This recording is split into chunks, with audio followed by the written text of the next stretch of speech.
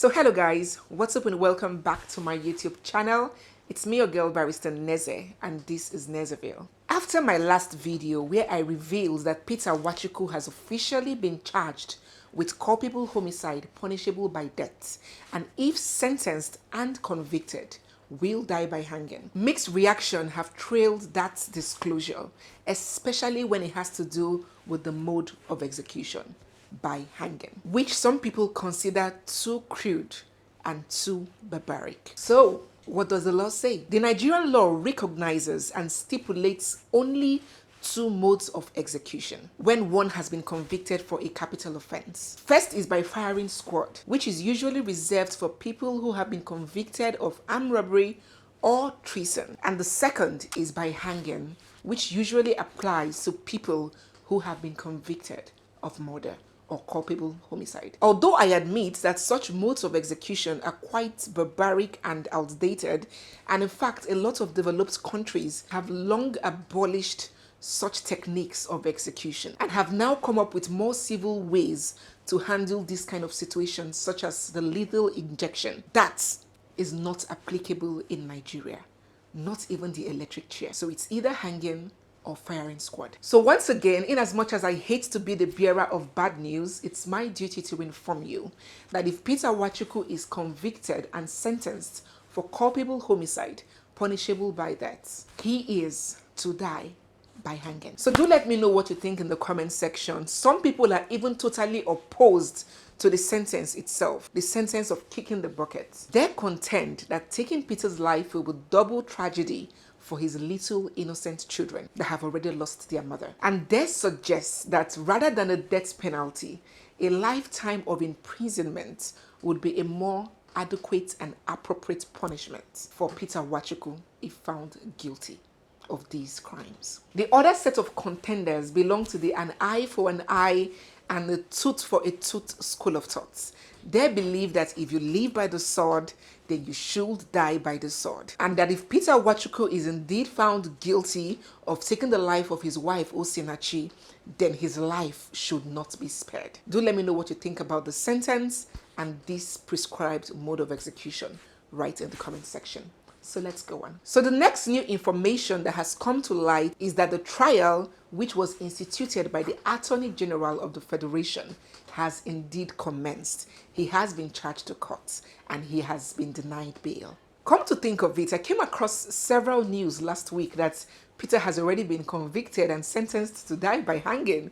It made the news around so many quarters. That is very inaccurate and false. Let us be mindful where we source for our news and information so we don't get misguided or misinformed. Always make recourse to dependable mediums. So yes, an average murder trial in Nigeria stretches to at least a minimum of 2 years, many times even longer. That is the average a murder trial can go in Nigeria. So of course not, Peter's trial is just starting and no decision has been made yet. So back to the news. Peter has been arraigned in court and he has been denied bail by the trial judge. That of course is not a surprise to me because there are some offenses that are categorized as non-bailable offenses. Offenses in which if you stand accused of, you lose your right to bail. Most times they're very serious offenses or offenses that attract very stiff penalties like the death penalty. And of course, kidnapping, murder, and rape fall amongst these non-bailable offenses. So yes, he has been remanded in prison custody and he will cool his feet at Kuje Prisons, a federal penitentiary, for as long as the trial lasts.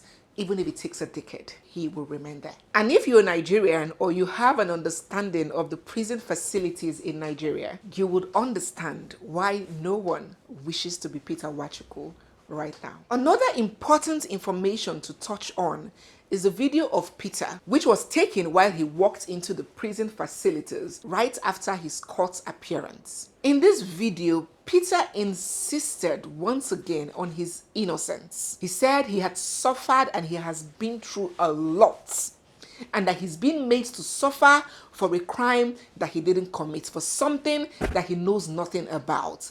He insists that Osinachi Nwachukwu didn't die of domestic violence or any complications that arise thereof, but rather she died of lungs cancer, cancer of the lungs. He said he has been abandoned, he's been punished, he has been left to suffer. Listen and watch. I don't get the whole world because I've suffered a lot. Please. I've suffered. I abandoned. What killed my wife is lungs, cancer of the lungs, not killing my wife. I didn't kill my wife. Cancer of the lungs is what killed my wife. What's my automatic? So I'm suffering for what I didn't pass through. What I don't know.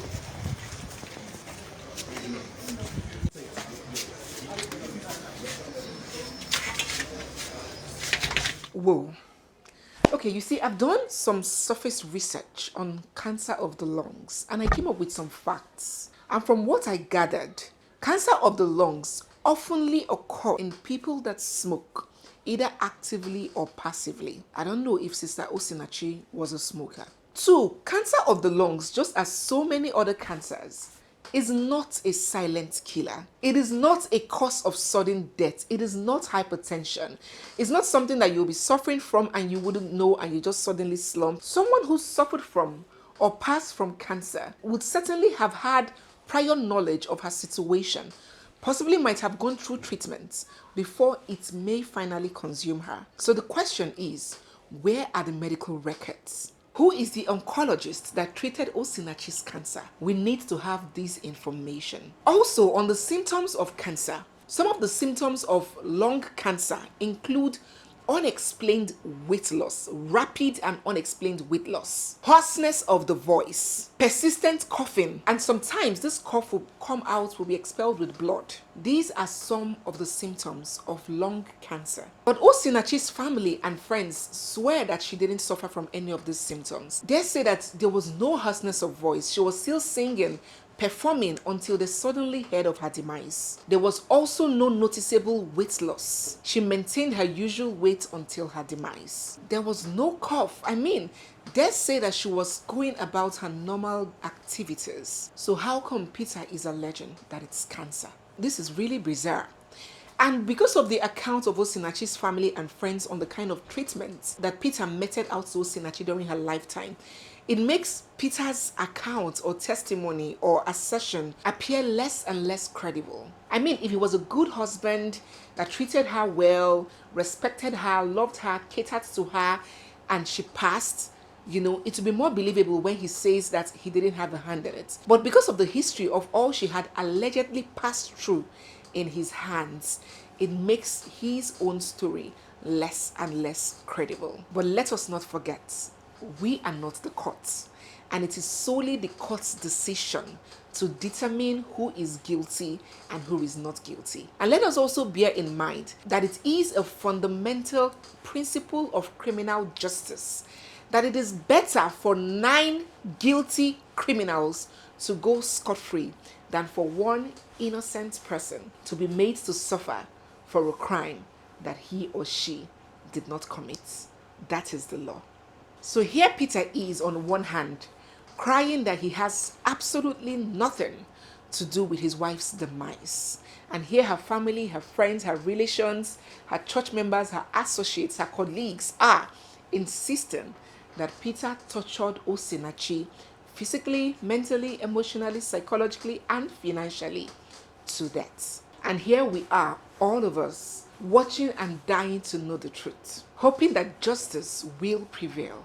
So, let us see how this trial goes and what the outcome will be. To wrap up this video, I cannot but once again mention the importance of making the results of that autopsy public. That would quell a lot of speculation, because if someone died of cancer, certainly the results of the postmortem examinations will reveal that such a person had suffered that kind of sickness. It will be so obvious, it would not need any argument or speculation. So once again, the autopsy results will put a final rest to many of our assumptions. And I hope that during the course of the trial, that result will be brought in as evidence. So also will the account of the oncologist that treated Osinachi's cancer, as well as her medical records, will also be admitted as evidence. So let us stay positive and keep hoping and praying that the truth will come to light and justice will prevail. And be sure that I will keep you abreast until we get to the end, the roots of this case. So thank you so much for watching to this video. If you're yet to subscribe to my channel, don't leave without subscribing. Like this video, share to people that you think would enjoy it too. Turn on your bell notifications as well so you can be the first to know when the video drops. It's me, your girl Barrister Neze, and this is Nezeville. I'll see you guys in my next one. For now, bye.